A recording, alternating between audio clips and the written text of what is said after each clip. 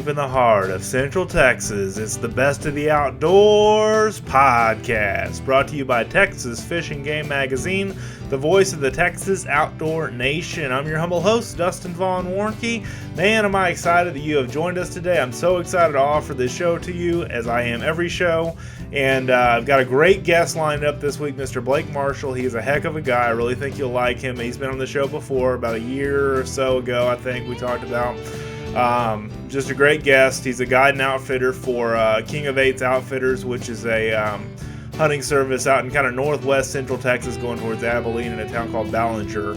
And anyway, he puts on some great exotic hunts. We're going to talk about that. He puts on some great whitetail hunts, turkey hunts, all kinds of different hunts, and great guy to get to know. And he's very active on social media, so I love following this guy. I love catching up with him. He's just a great guy to get to know, and so I think you'll really enjoy this. So this podcast should be coming out around the new year. Happy New Year to everybody. Merry Christmas. Belated Merry Christmas to you guys. I forgot to mention that in my last podcast with Chester. But anyway, this is going to be a great show, and really appreciate you guys watching, reading, and listening. Please subscribe to the show if you've not done so already. It is free to do so, and it does not cost a thing, and it is really, really cool to get to know you guys. Feel free to connect with me on social media. My website's dustinsprojects.com, or you can email me through the Fish and Game website, fishgame.com, because I do both. And just really, really look forward to connecting with you guys on social media and elsewhere. Here's my interview with Mr. Blake Marshall. Joining me on the phone is Mr. Blake Marshall from King of Eights Outfitters. How are you doing today, Blake? I'm doing great, my friend. How are you? Better than I deserve, man. Welcome back to the Best of the Outdoors. Second time on the show. Had you on last year. Forget when it was last year. Was it in the fall? I think it was. Yeah, it was in the fall, right before. I know it was right before duck season. Duck season. Okay, cool. Yeah. So you told us in the last podcast a little bit about King of Eights, how the name got started and everything like that. You've been full-time outfitting pretty much for the last couple of years, and I love you because you're a Georgia boy transplanted in Texas, and you picked right up on our way of hunting, and you're awesome, man. So hats off to you, man. I appreciate it big time. I couldn't have done it without the help of a lot of good people. You being one of them. You reached out to me early on in my in what is now my career, right? And you helped me catapult to the next level, and I've got a lot of people to thank, and I'm grateful for that. But no, I appreciate it, man. I wasn't born in Texas, but I got here as fast as I could. I knew you were going to say that. That's awesome, man. So in this show, I wanted to kind of download, I guess, the idea of hunting for exotics, especially as we approach the off season. We're recording this episode Christmas Eve, so Merry Christmas to everybody. It'll be a little belated by the time this show comes out. But, we're approaching that off season time after the special antlerist and spike season in Texas, and exotics are full game year round. There's no limit. There's no license, especially that you have to have besides just a regular hunting license. You can hunt them free range, but a lot of people choose to go to a hunting ranch like DB Hunting Ranch that I worked for, or King of Eights like you that outfits for a number of ranches. Give us a rundown, Blake. Yeah, as far as exotic hunting goes, first of all, to touch on what you said, you can do it year round. Right. So number one, it extends our season. It extends a lot of people don't have the time during, the peak parts of whitetail season. Sure. Which being Thanksgiving, Christmas, stuff like that. They're doing stuff. They're busy. So having exotics to be able to hunt year round is not only vital for, for our well-being, for the outfitters' well-being, ranchers' well-being, the animals' well-being. And I know a lot of people are like, what do you mean? The prolonged existence of animals depends on hunting and hunters. Absolutely. Without the hunters and without the ranchers and without outfitters, and I'll touch back on that a little bit more as far as outfitters go. But without the hunters coming to hunt the exotics and other game, they would cease to exist. Right. And I'm not talking about poaching. I'm not talking about, that's not hunters. That's not what we're talking about. When I'm talking about hunters, I'm talking about good men and women ethical hunters who follow the game laws, who follow the rules, who follow the regulations, who pay for their licensing. And of course, when you get into it like we do, you are going to take mature animals. Every now and then when you take, an immature animal by mistake or for a kid or something like that. Right. Yes, that's a whole different scenario.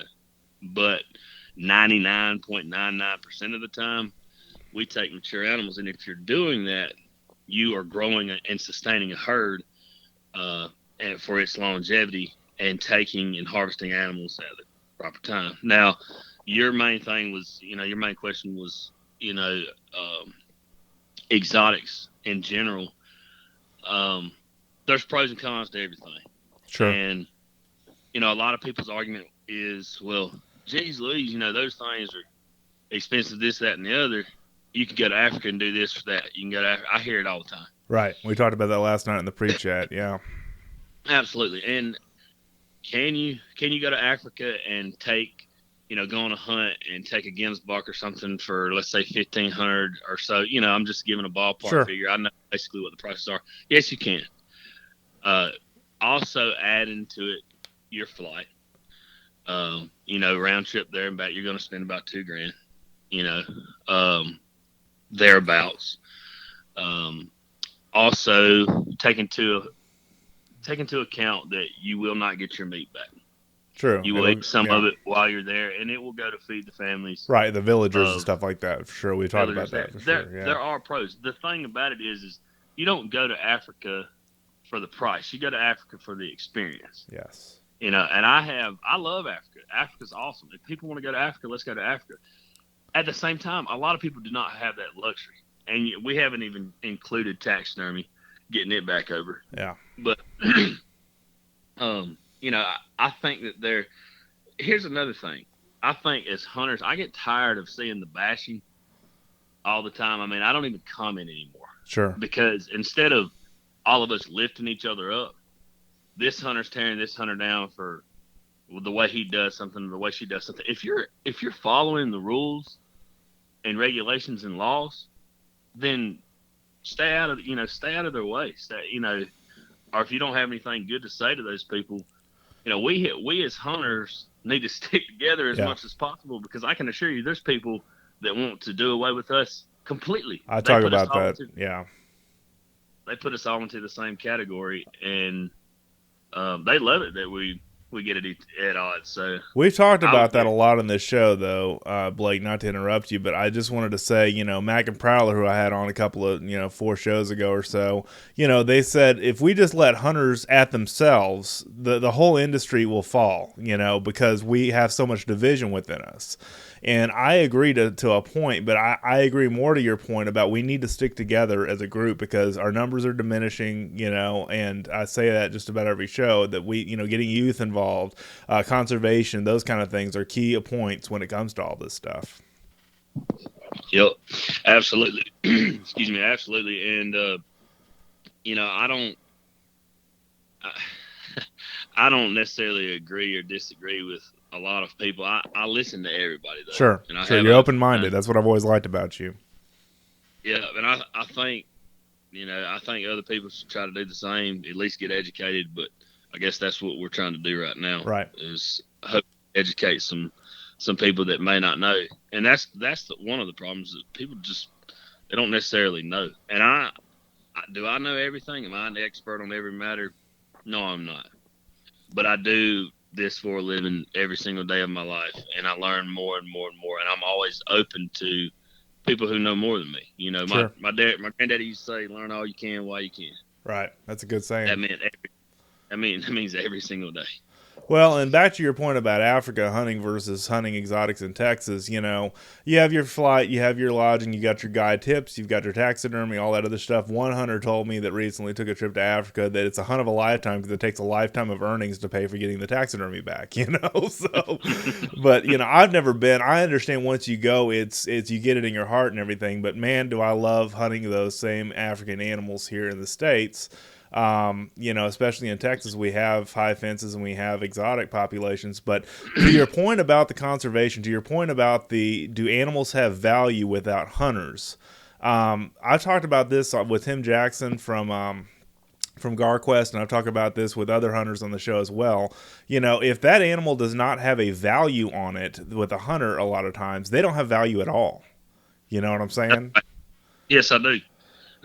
I know exactly what you're saying. So that's what I'm a big champion of exotics in Texas, and a lot of times I know they're a nuisance. You've got axis that are overrunning whitetail herds. I hear you've got feral hogs, obviously, which are considered an exotic in a lot of places. But our black buck herds getting involved with whitetail herds. Again, we're talking mainly about hiring a guide or an outfitter to hunt them. But I think it is a diverse landscape we have in the state. I really do. I do too. And not only that, I've talked to several Africanos, as I like to call them, that have come over here.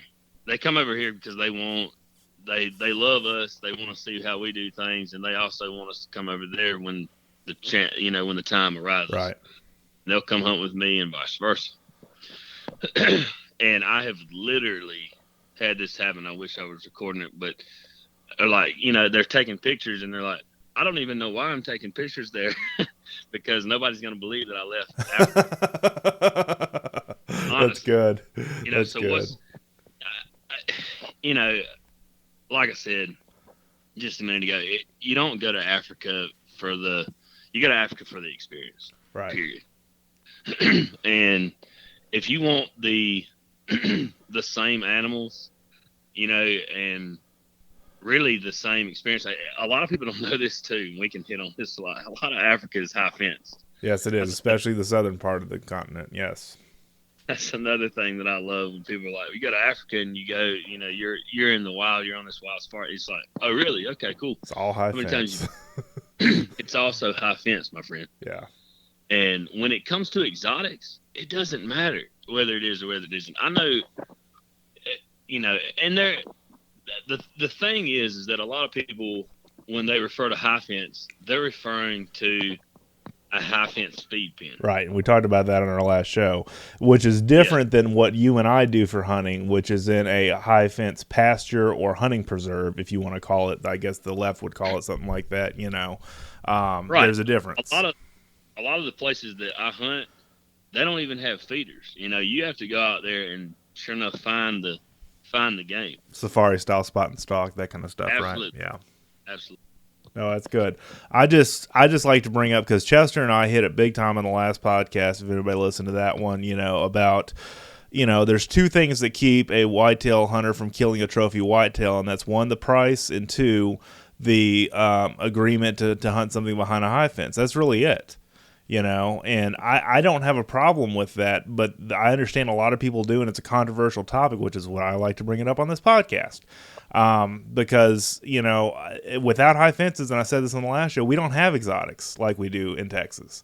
They'd all jump and get out, and they'd all run wild, and nobody would keep them on their ranch because nobody could keep them on their ranch.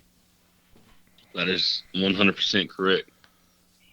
So, that just goes back to what to look for, in that regard for a hunt. Now, I'm going to get on my rant box, and I told you this before we started the show, Blake. The one thing, we're going to talk briefly about hiring a guide or an outfitter for an exotic hunt, since you're a guide and an outfitter, Blake. One of the things that grinds my gears, if you will, or really gets on my nerves, my pet peeve, if you will, because I sell hunts on the side for DB Hunting Ranch and a couple of other places.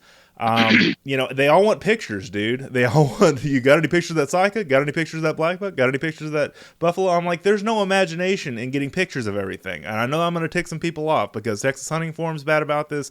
Facebook's bad about this. And I know that's where I advertise this show. But, leave a little bit up to the imagination. Do you agree with me, Blake?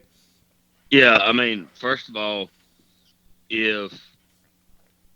I have a good reputation. If you have a good reputation, that means that so many people have been coming and hunting with you. I mean, I don't have 5 or 10. I have thousands of people that have given me recommendations. Sure, because they come with me and trusted me to do what I said I'm going to do. Now, can I give people an idea of what they're going to get out there? Yes. Might we get on that animal? Yes, we very well could. But I'm not going to send somebody pictures of a specific animal, get their hopes and expectations up, and then not deliver on that specific animal. That's not. Yeah. And if somebody does that, you are hunting a pin.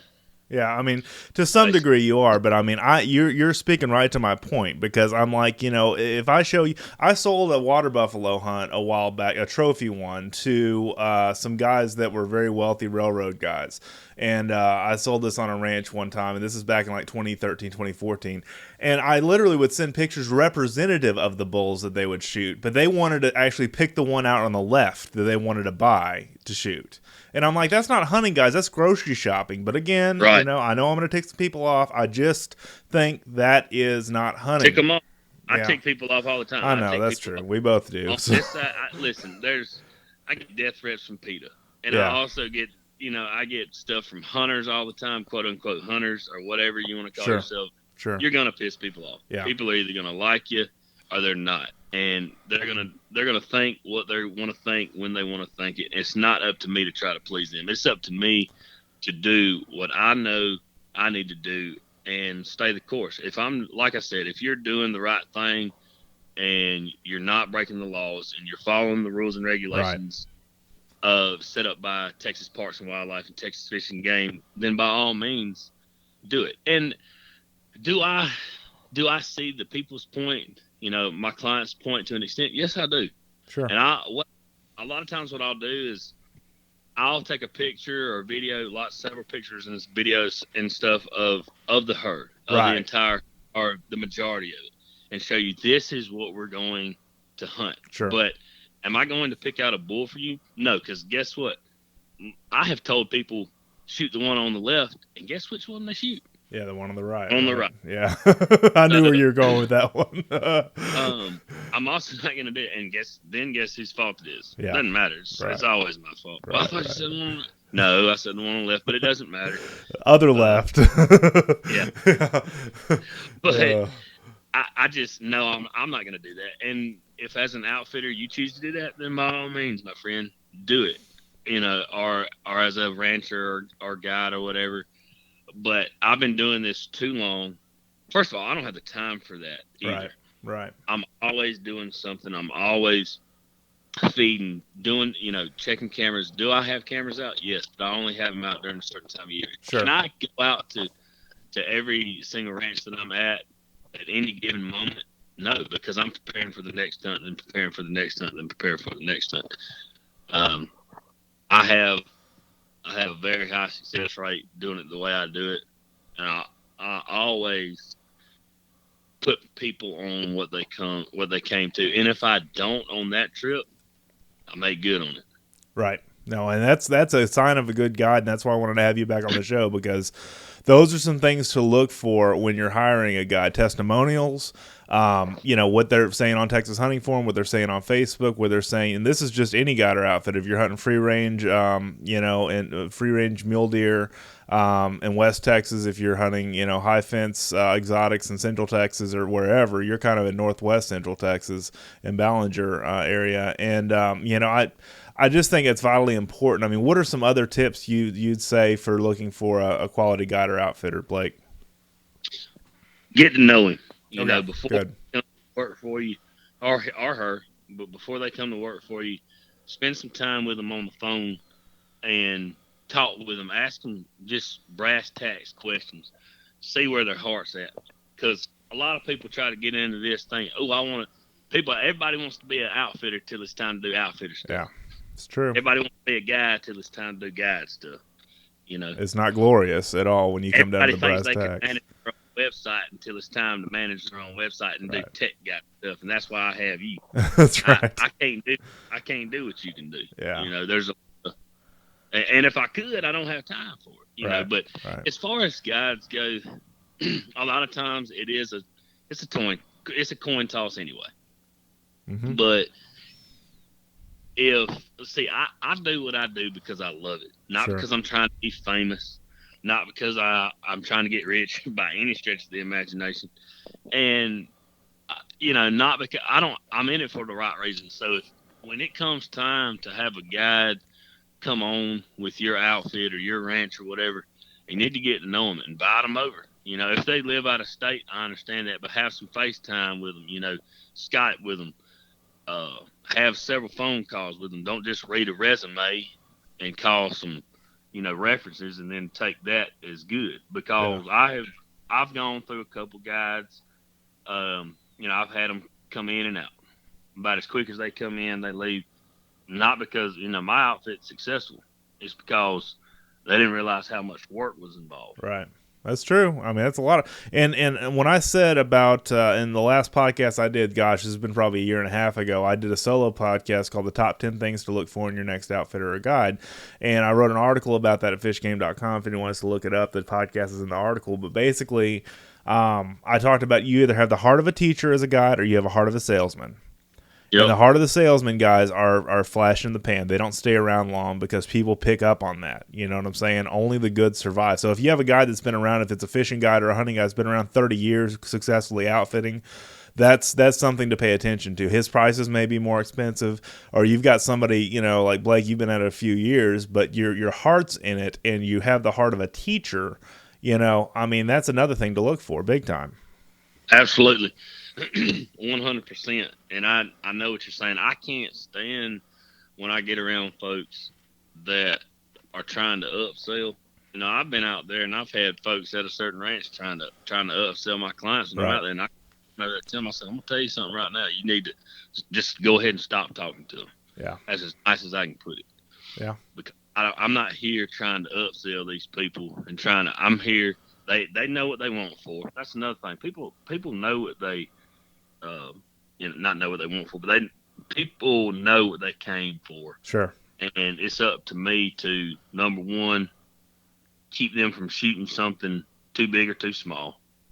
Get what they came for in that criteria, and educate them along the way. Right. If they want another animal or see another animal that they want to take, well, by all means. And they ask me if they can take it. Absolutely.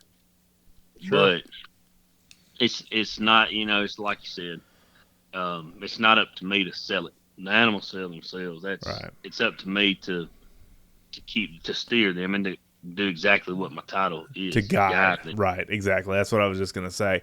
And I mean, we recently had a high fence ranch that was doing MLD permits, and this is affiliated with one of the ranches that I work with. And basically, they needed to kill 15 does. They were going to sell them, and I think it was something like $250 a piece, which is pretty cheap for a doe hunting a high fence. I think so. Don't you think so, Blake? $250 so. That's pretty good. But anyway, so I was down for one of them. Go ahead. I'm sorry. No, I was just agreeing with you. I definitely think so. Yeah. So I was down for one of them at least, for that cost. They needed to basically take the brain stems and for CWD testing and that kind of stuff. And I touched on this briefly in the last show. The guy was like, you could only shoot does, but everybody saw that hunted before me was bucks. And then he said, well, I'll shoot them for you if you pay $250 and I'll bring them to you field dressed. And I'm like, sir, that's not a hunt. So one of the guides for this outfit I worked for finally wrote the guy back, look, we've seen nothing but bucks. All of our guides that have hunted out there have seen nothing but bucks.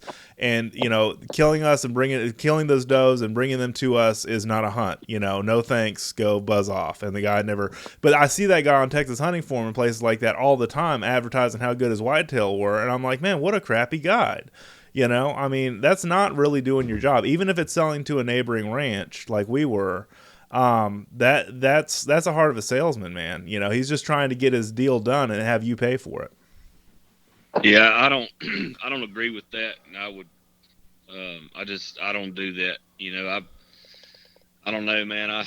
Everybody, like you said, to each his own. Sure. I have had, I've had experiences when I first started guiding where, here's another thing, that people come out and they're like, we're just going to stay back here at camp if you'll go out and shoot them for us. And I was like... Really? I've heard that kind of stuff before. I've just never really heard it from somebody like you. That's funny. Yeah. I mean, there's a lot. I got heaps of stories I can tell. But, I'm sure. And I was like, I thought they were joking. Yeah. And I was like, serious? He's like, yeah, we're just going to stay back here and drink, watch football. And I was like, no. I'm gonna go out here and then then the ranch owner comes out because that's before I started my outfit. Then the ranch owner comes out, yeah, go take their animals. And I was like, wow, okay, That's not you know, hunting. and I You know. nope. I mean, why even bother? Yeah. But anyway, no, I do not agree with that technique or tactic. If somebody wants to come out and hunt, by all means, let them hunt, let them take their game. But I'm not gonna, I'm not gonna do that. Well, it's a know when to fold them and know when to show them, kind of thing. When you don't see any does and you've got to kill 15 of them, go do it your darn self. Don't say, well, you pay for it, I'll do it for you, and I'll go track them down. And I'm like, that's not a hunting experience. That's not even an outdoor lifestyle experience. That's a harvest experience, I guess, if you want to call it that. That's a meat haul, And a lot of Yep. people may be in whitetail for that. That's not me. I want the experience. That's what I talk about on every show just about. It's about the experience. It's not about the size of the antlers. You can't eat the antlers anyway. Nope. I've tried to grind them up. I've tried to boil them. I mean, it doesn't matter. I can't eat those antlers. I don't know why, but or those horns. But anyway, there's my soapbox. I'll get off my rant. No, you good, man. Rants lead to more rants. Yeah, they're good discussions. It's healthy discussions, at least, right? Absolutely. And and you're right. I have people call me up. I was on the phone with a guy yesterday. He was booking a hunt for he and his wife, and just inquiring about this, that, and the other. He was like, "Well, what about?" He asked me my prices on my axis, and he was like, "What about management? This, that, and that." I was like, "Yeah." I was like, as far as, because he was asking, what would be a good one for her and stuff like that. And I said, "Man, I got stuff on my wall that I know a lot of guys wouldn't mount." But guess what? To me, in my eyes, at that time, it was and still is a trophy. So the trophy is indicative of what you feel and what you think. It's in the eye of the beholder, isn't it? Is that what you mean? Yeah. Yeah, absolutely. No, I knew the eye and the beholder thing. I was just hitting on a couple of things that you were hitting on, and I'm looking at a deer right now to my left, literally staring at him. He is he's not huge. He's about 125-inch 8-point, but it was the first buck that I took on my grandmother's land that, first good buck. And he's shoulder mounted, he's not sure. your age. And people, even the taxidermist said, "Man, you might want to wait for a big one." I said, "Nope." I said, "This is my first good deer off of my grandmother's place." He was a mature deer. That's another thing. Young buck. This is in Georgia. Yeah. He was a mature deer, and guess what? He's like, "Oh, okay." And then he saw it, because he just didn't want. He was him being an honest taxidermist. He didn't want me to spend a whole heap of money on something that he's like, "You'll get a big one." I said, "It ain't about that." And I told him, "Oh, okay, I get it." So yeah, trophy. People, we have to sell it as trophy management because there's certain criteria. Correct. There's a lot of management deer. I took several management deer with clients this year that I know are going on the wall. Oh yeah. Because they're good deer. My fiance, let's take her for instance. She went out. She took her first deer with me this year. So proud of her. First time she ever shot a deer. She shot a really nice West Texas 9-point with me, and heart shot him. I've never been so happy in my life. Oh, that's great. You got to be proud of her. That's awesome. Yeah, and is he the biggest deer in the world? Oh, is he going on the wall? You daggum right. Yep. And it's a great memory. We got video of it. We're gonna be putting pictures up underneath it.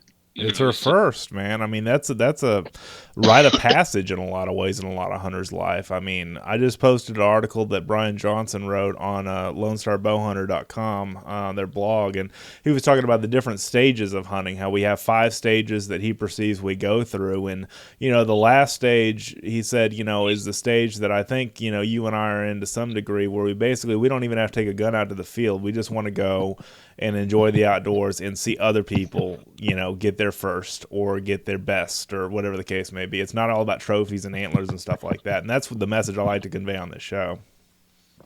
Absolutely not. You are absolutely right. And that's actually, as an outfitter, if I was doing it for the sales, I disagree with you. but I'm not. I agree with you. I want people to have a good time, Yeah. have a great experience, take a good animal, and come back. And if they, and if you're pushing for the biggest and the most inches and biggest weight and all that kind of stuff all the time, well, that's great. More power to you. I don't think that'll last. Well, and for every 200 incher, not to cut you off, but every 200 incher, there's going to be somebody that shoots a 300 incher. There's always going to be somebody else that has a bigger and a baddest. That it's gotten too much into that. Yeah. Growing up, my daddy and all them, we shot whether it was a spike or a 12-point. Daggum, good job, son. Good deer. Now let's get to work and clean him and let's process him. The work begins after that trigger pull, baby. Right. And now it's, well, what camo were you using? Well, what release do you use? Well, what not that good gear is not good. Sure. That's all great, but it's become about that. It's all about the gear horse, for lack of a better term. I've heard that used before. I just never heard that on the show before. That's good. I like that. People ask me, what kind of camo do you use? I wear blue jeans a lot, to be honest with you. Sure. But I've got everything from Realtree to Mossy Oak to Broadside to Sitka and everything in between. And I wear what is closest to my hands at the time to grab and put on. And does it really, really seriously matter? I mean, the pattern that you wear on a certain day for that big buck. I mean, to some degree it might, but everything I've read, everything I've studied, and everything I've experienced in the outdoors shows otherwise. Biggest buck I ever killed in my life, I shot at 13 yards, November 23rd, 2014. I was in brown Carhartt overalls, Bills. 13 feet up a tree, 13 yards. That was a 150 you killed in Georgia, right? Yep. Oh, wow. And, I mean, come on. That's... Sure. It don't. My cousin Richard, my daddy, and them. My daddy always wore brown Carhartt zip-ups. My cousin Richard wears blue jeans, orange jacket, an orange hat, and a harness, climbing harness. Mm-hmm. Because that sun gun kills big deer every year. Yeah. But it matters about your knowledge on everything. Like I said, not the good gear and important, but it's become too much about what did you use. These products ain't gonna make you kill a bigger animal, a bigger deer, bigger this, that, and the other. Will it give you a competitive edge? Nice gear, yeah. I like good knives. I like good gear. I like stuff that's gonna last. But there's a lot of stuff that it doesn't matter. Yeah. I agree. I mean, I can't agree with you more. And that's the thing is the hunting industry is marketed to so much through TV, through podcasts, through social media, through all the ways that we consume the outdoor lifestyle. It's very much so that everything is geared towards selling more stuff. And I've got enough stuff. I don't know about you, Blake, but I've got enough stuff. Man, I've got 4 closets full of stuff because I used to think this, that, and the other was going to get me this, that, and the other. Now I use the most simple stuff when I go out now. And nothing against any of the sponsors I've had on the show or anything like that. I still think, I represent some of the best products out there when it comes to stuff. But, I mean, I know you don't either. But, I mean, that's just my point, I guess. Yeah, no, I don't have anything against anybody producing great products either. I rely on great products, but a lot of people produce great products. Right. That's the point I'm making. It doesn't, I don't know. We have made it, like you said earlier in the show, leave it up to the hunters and it'll basically self-implode. Right. In general, I don't know. I think we need to support each other more about just the game and the hunt and the experience in and of itself. If somebody gets a good deer, or if it's small in your eyes and your stature, don't bash the guy. Sure. Educate them. Heck, I tell you what, I saw, and even if it's on the other end of the spectrum, if somebody's asking for something, there was a post I saw the other day on Facebook, a guy asking for a 40-inch by 40-inch axis. Woo!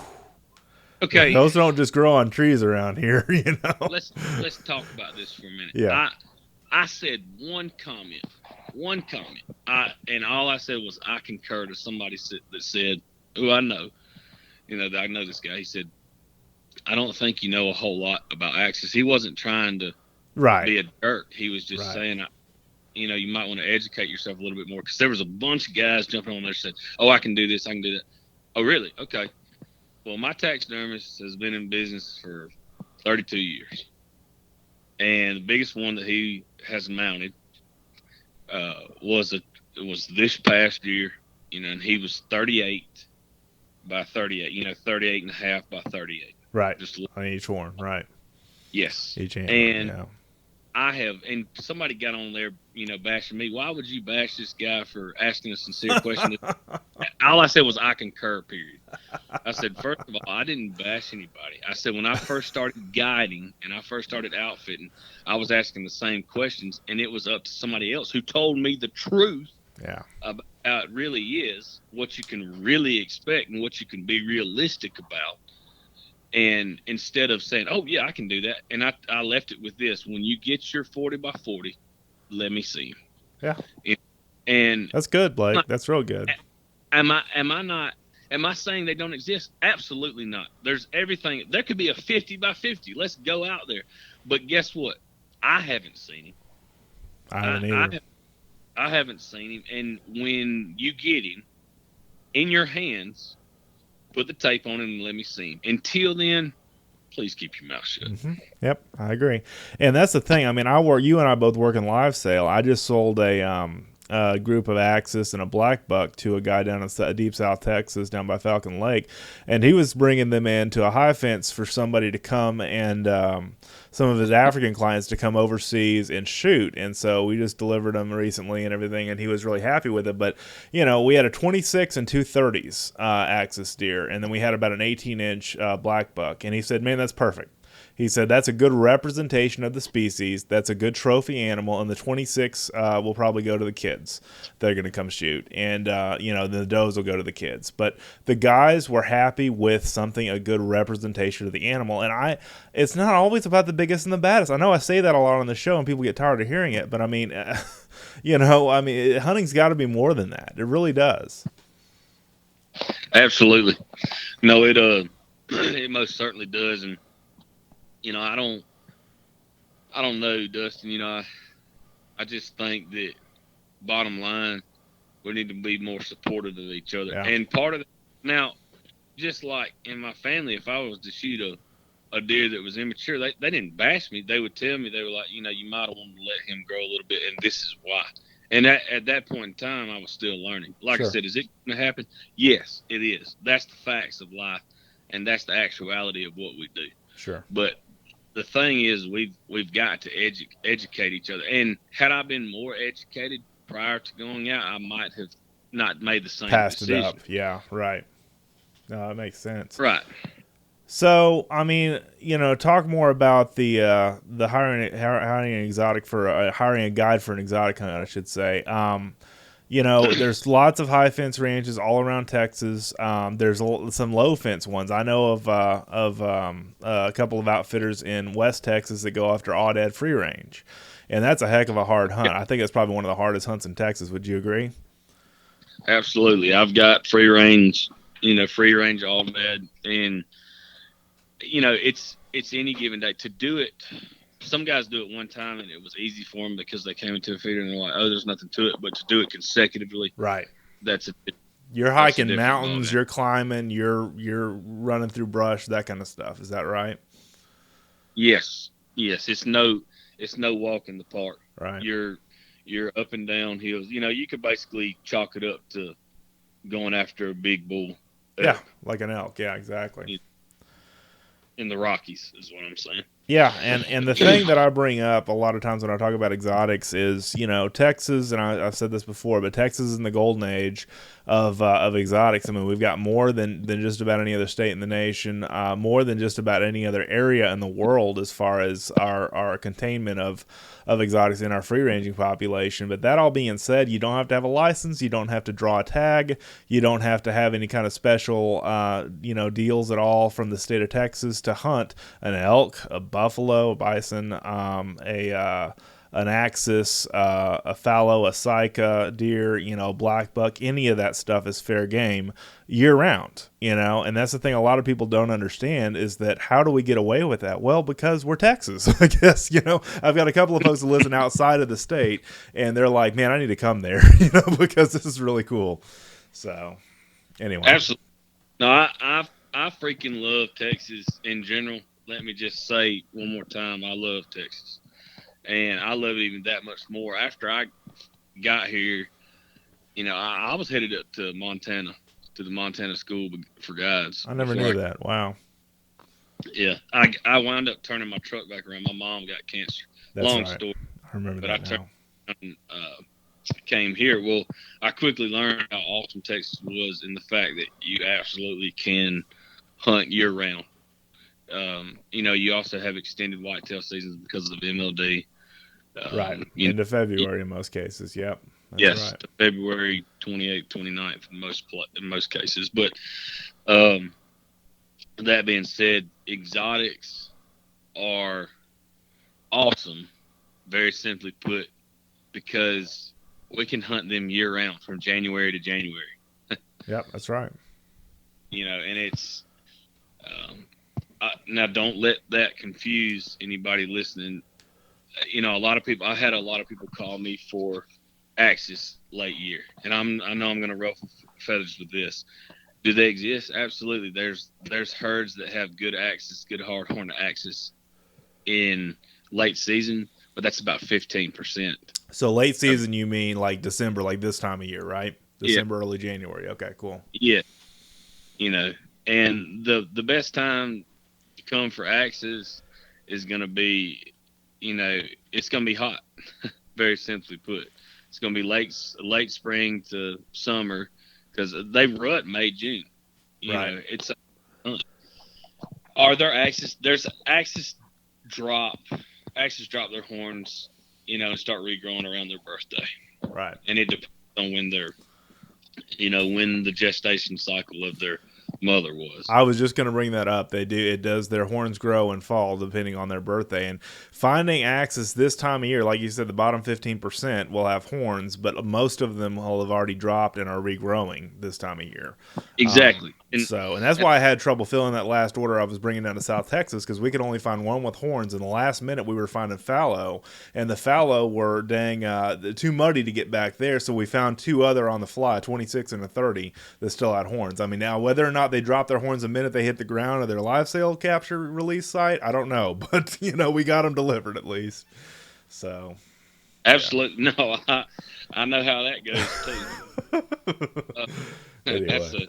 That's a whole nother topic. That is, I know. I'm not trying to go off in that tangent. I just thought that was funny. We've got lots of stuff that we can cover and talk about, Dustin. We've got many more shows ahead. Oh, sure. I'm sure.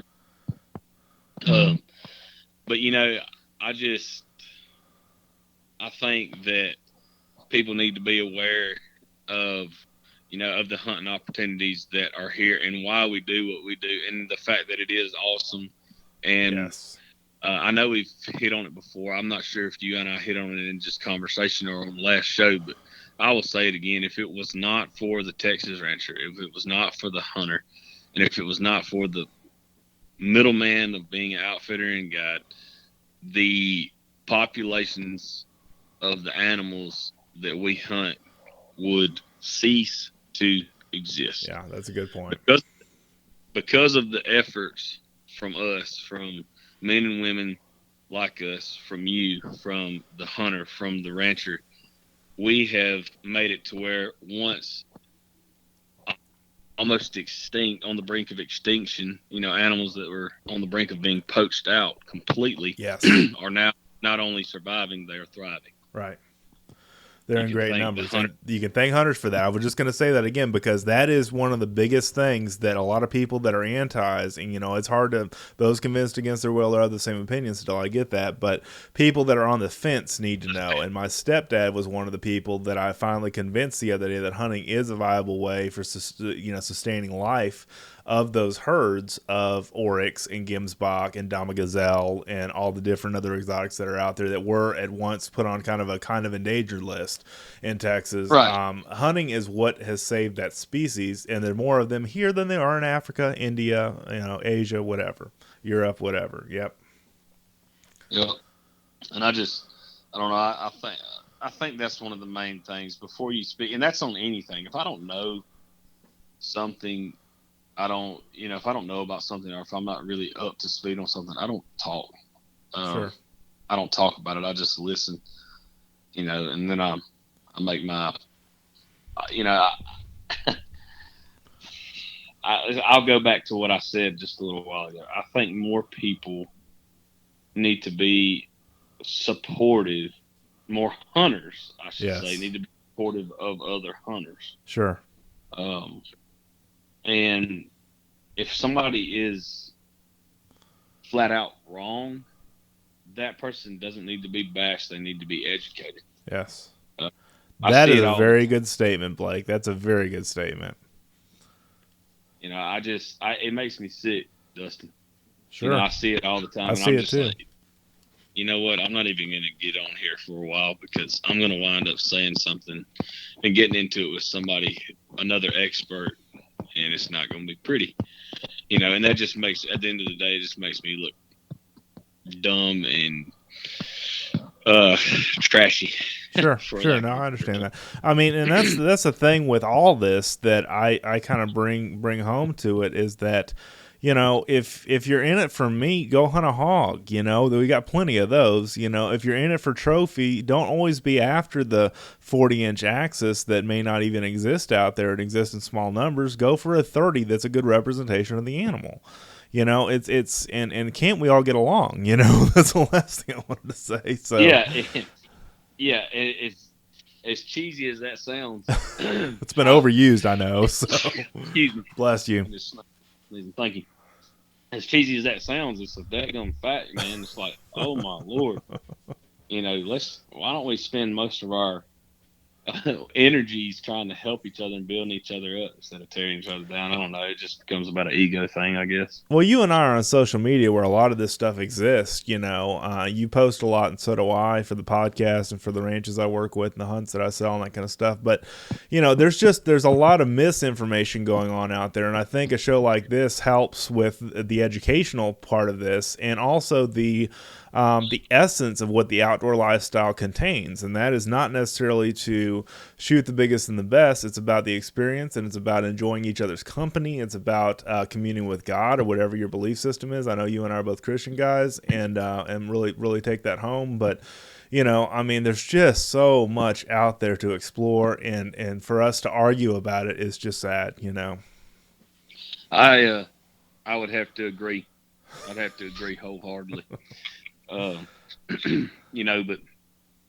a lot of people disagree with me. That's okay. Yeah. Same here. They will continue to disagree with me, but that's not why I'm here. I'm here for them to get to disagree with. Right. Then what would they have to talk about? Well, you and I are both kind of shining lights, I think, on, and I'm not trying to toot our own horn or anything, but I mean, we at least believe in the future of this sport and at least keeping it young, keeping it in conservation, keeping it in the quality of a hunt, and getting kids involved in the outdoors, which I know you're huge about. I've seen a lot of the posts you do on Facebook. I'm taking a mother and her son out today, this evening. Put him on his first deer. They think it's gonna be a doe, but I'm gonna let him shoot a buck and pay the ranch for it. Oh, cool! That's awesome. Merry Christmas. Yeah, that's great. I know how it is. I grew up in the same type household, single mom, and our dad not being there, for a while, and then dad, for lack of a better, reason, he might be overseas or whatever. Mom basically a mom trying to support her family on her own dime. Right. if it wasn't for a lot of good men there growing up, or a few good men there growing up where I was, I would not have gotten to get into the outdoors, which is extremely important to me, obviously. Yeah. Yeah, I wouldn't have gotten to go. So, when she reached out, she actually reached out on Facebook. So there's a lot of people watching. Yes. There's a lot of people. Always. That's a very good point, Blake. That's a very good point. Even if they're not saying something, they're watching. They're watching. And if that's the example that somebody wants to put out there, the bashing and the hating and the name calling and all that stuff, and that's what people see. It's true. And I'm not going to partake. Yeah. I'm not going to partake in that. And feel free if you want to, but that's not me. Yeah. But anyway, yeah, I love to get kids in the outdoors. I love to get first time hunters in the outdoors. I love to get women in the outdoors. I mean, they are, to be honest with you guys, let's be honest. I've heard this time and time again. We all know that women can outshoot men. Oh, absolutely. Hands down. It's a proven fact. Yep. So, yeah, no, it's true. A feather ruffling show, let me tell you. That's right. We're ruffling all kinds of feathers, but no, that's very true in a lot of cases. That's true. So, well, anyway, we're about at the end of our hour here. I just wanted to give you a chance. How do people find you? Can they message you on Facebook, website, phone number, that kind of stuff? Absolutely. You can find me on Facebook at King of Eights Outfitters LLC is my Facebook page. I'm also got a personal page. I'm up to about 5,000 friends on any given day, and then back down again depending on who I piss off that day. And then just depends on the day, huh, Blake? Depends on the day, what I say. Sometimes it's about my fishing beliefs, and sometimes it's about my hunting beliefs, and sometimes because I'm breathing air. Yeah, yeah. Just cause, Blake. Just cause, yeah. Yeah, but you can also find me at my website. It's www.kingofeights.com, or just simply put kingofeights.com. And my cell is 210, when I'm talking on now, 210-740-6411. Or you can email me at huntingwithmarshall@gmail.com. Again, that's hunting with Marshall, and it's my last name, MARSHALL @gmail.com. Both your first name and last name are spelled normally, so people don't have to figure that out, So, yeah, you just Google Blake Marshall and King of Eights. And King of Eights is spelled out. Eights is spelled out, so don't write 8S, instead. Wanted to bring that up, too. And yes, folks, I built a lot of websites. I built this guy's website, too, so there you go. But, no, it's been a pleasure talking to you. I always enjoy these things because, you and I always talk about spirited stuff, and that's what I love the most about doing this show. And it's a blessing to me to deliver this out to the Texas Outdoor Nation, because it gives me an outlet for my hunting emotions, I guess is the best way to say it without better terms. This is cathartic for me, is what I'm trying to say. Yeah, same here. I like to, there's a lot of stuff I think that I don't say. Right. There's a lot of things I think that I will never say, but that's just part. But sometimes I just need to, you need to get it out there. Yeah. Because there's people that are thinking the same thing that don't think they have support, when in all actuality they do. Yeah. And I think the things that we brought up in this show, Blake, need to be addressed. They need to be talked about, to some regard, because not enough people are carrying that flag and waving it. You know what I'm saying? I mean, they're just kind of staying quiet because the overwhelming majority, let's say, is about a certain issue, or about only horns or horn length or size, or, size is the only thing that matters. And, we need another voice out there, and that's what I try to do this show for. Yeah, absolutely. No, I'm pleased and honored that you would, have me on the show, number one. And number two, I'm very thankful that there are people out there like you, specifically you, doing what you do to educate. I know you're doing it for the right reasons. You have a family, which is in and of itself a blessing, but at the same time, you have a lot of obligations to them, but you still take time to do certain things. You make the time to do certain things, such as this podcast, and I hope that it reaches every bent ear that is interested, in all honesty. But I hope that it reaches somebody and at least hits home with at least one person, and then our job is done. Right. I agree.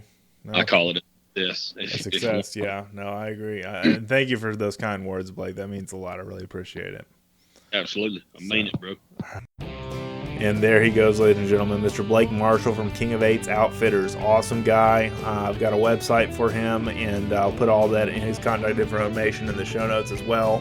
So all the picture of him, which I try to do with every guest that we have, so you can kind of see what they look like over the podcast, and you can check them out on social media and so on and so forth. So if you've not done so yet, please subscribe to the newsletters. They are free. Texas Fish and Game puts out Practical and Tactical Tuesday, Wildlife Wednesday, and the Thursday Texas State of the Outdoor Nation. Those are all free. It's like getting a mini magazine 3 days a week, and there's tons of stories that relate back to our blog at fishgame.com that you can read. Really great stuff. So we're getting those out a week in advance now.